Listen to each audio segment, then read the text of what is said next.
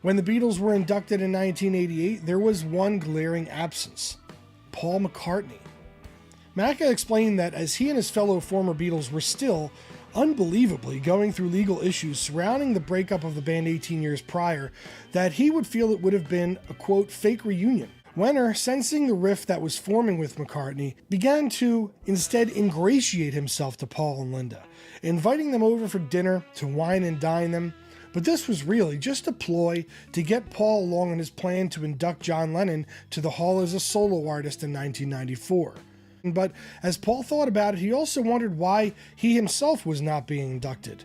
Of course, as we all know, Paul would go on to beautifully and emotionally induct his friend John. But as the next year's crops of inductees were announced, McCartney was not included in the acts to be honored. Paul went on to say, quote, "We had a deal, a verbal contract that wasn't worth the paper it was written on. Macca would have to wait